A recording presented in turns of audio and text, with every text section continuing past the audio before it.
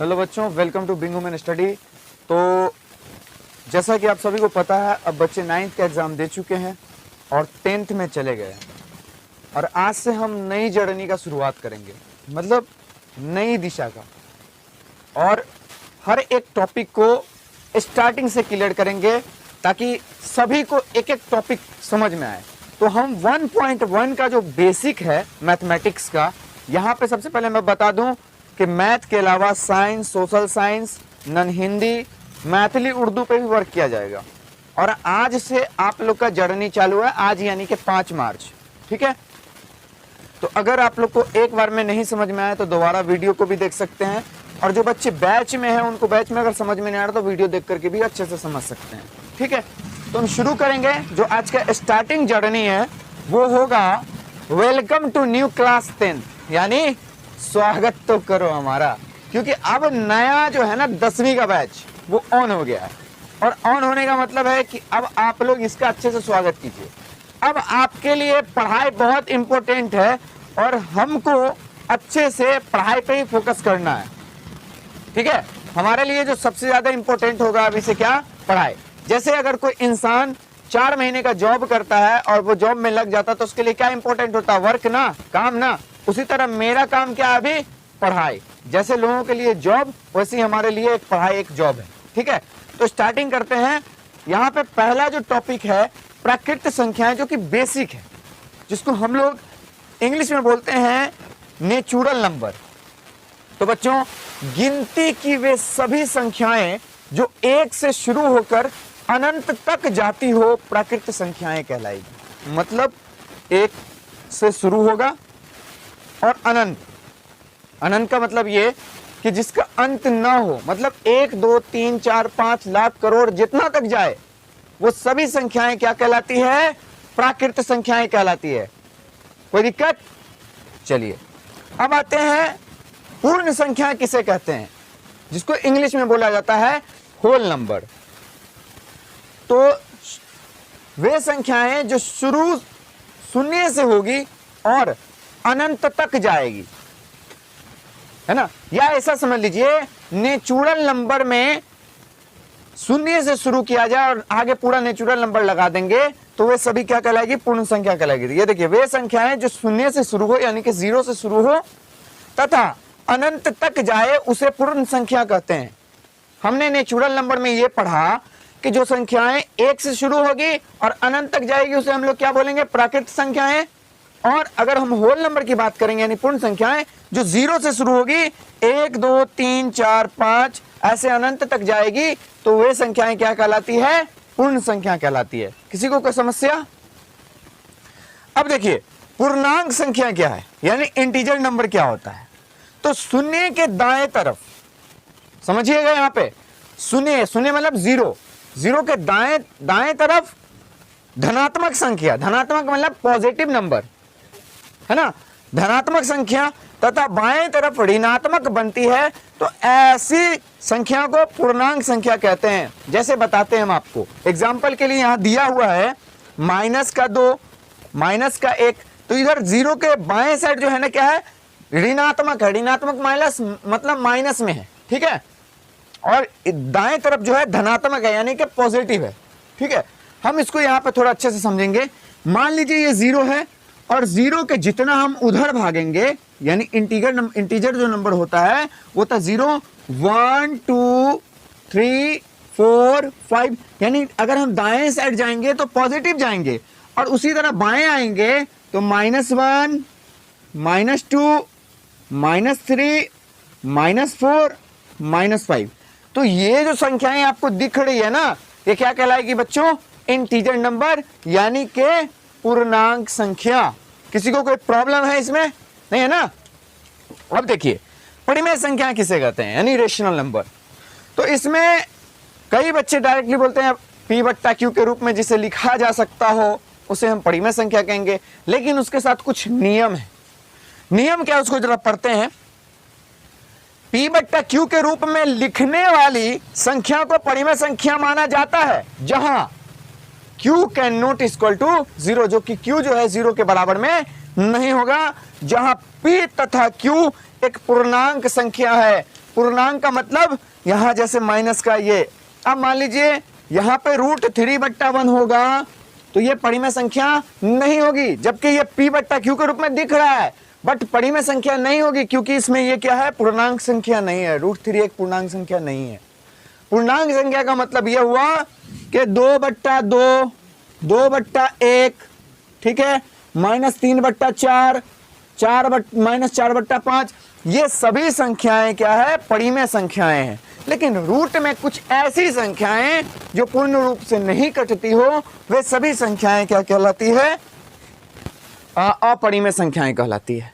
जो पूर्ण रूप से कटती हो उसे हम लोग बोलेंगे परिमेय संख्या। मतलब जैसे देखिए √4 को अगर लेते तो √4 का वर्गमूल कितना होता है, 2 होता है, यानी कि वो हो जाएगा परिमेय संख्या। कोई प्रॉब्लम है यहां तक? तो परिमेय संख्या समझ में आया, जिसे p/q के रूप में लिखेंगे और नियम होना चाहिए कि वो इंटीजर नंबर हो, यानी पूर्णांक संख्या हो, तभी हम उसको p/q के रूप में लिख सकते हैं और वो परिमेय संख्याएं कहलाएगी।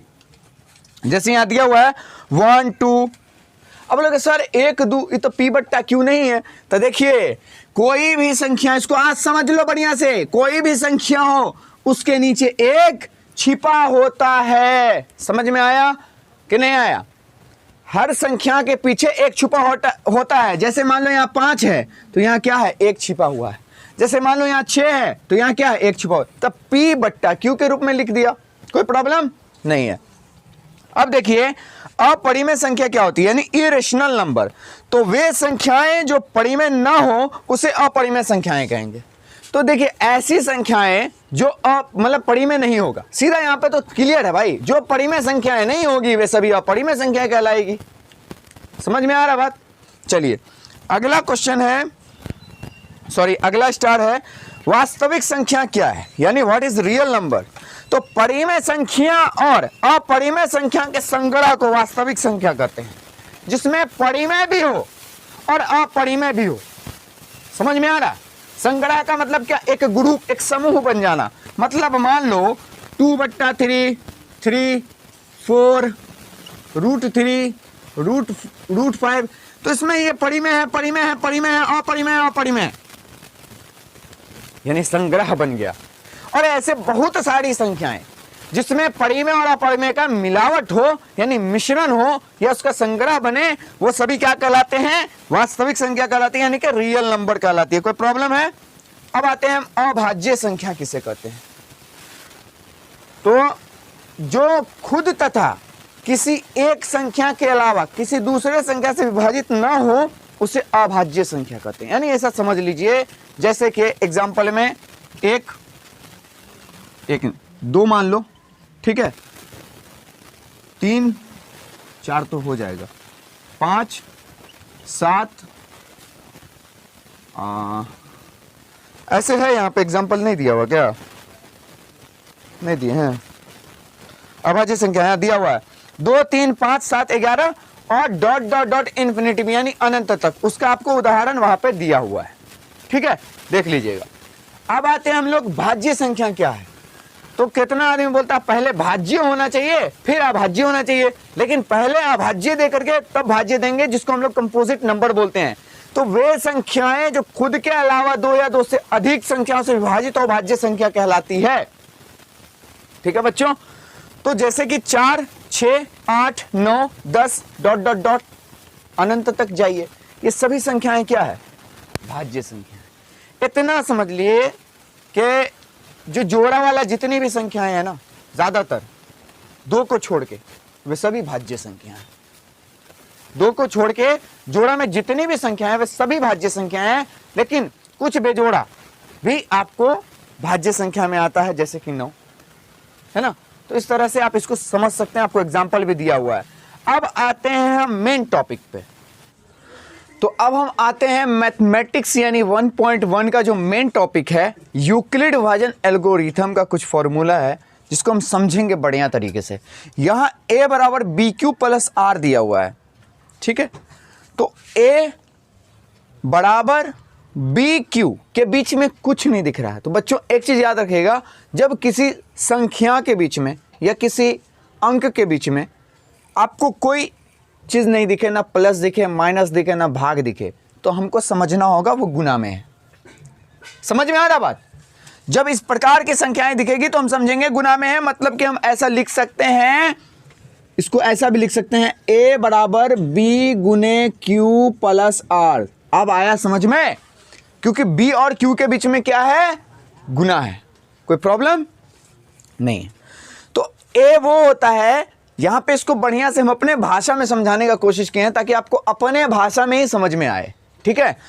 a जिसमें हम भाग देते हैं। अब बोलोगे सर हम इसको हम समझेंगे कैसे? तो चलो देखते हैं मैथमेटिकल बना करके। यहां पे मान लो कि 20 है और 40 है, ठीक है।